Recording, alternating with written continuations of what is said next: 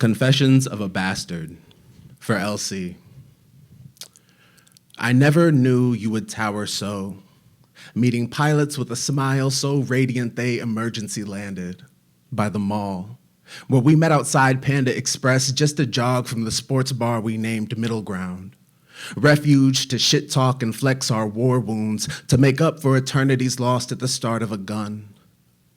I remember still the flame of rebellion welling up inside my bird-bone chest to think my own father was a fan of the Lakers.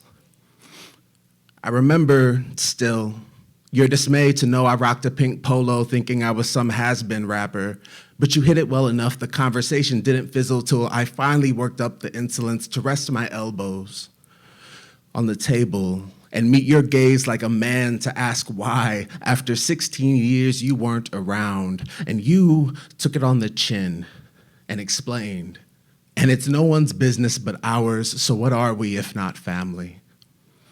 I think I finally learned how to love you there as you guffawed and bellowed, lifting cloth to brandish scars from heart surgery like they were a badge of honor, or perhaps the funniest thing a human had conceived.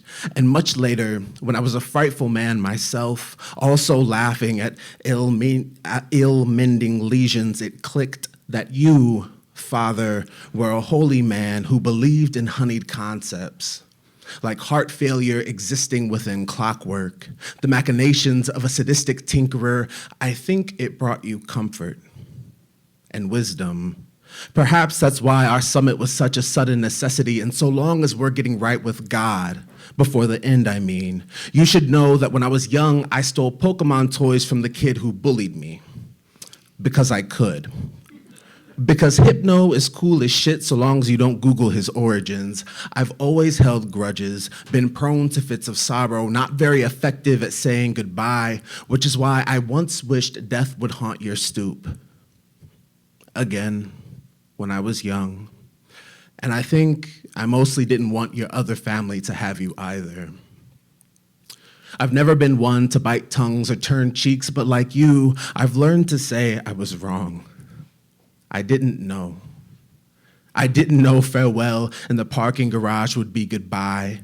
Not till I was wrapped in my mother's arms. I was told you passed peacefully, in bed with someone you loved, which is all one can hope for.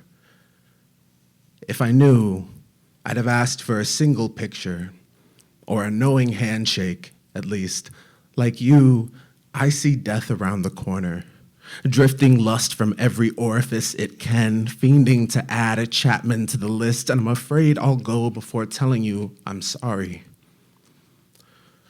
As the Texas sun dips, setting a chill on southern breezes, kicking dirt in my eye that's entirely too red. The dirt, I mean. I wonder if it's related to the scores of family resting just beneath it.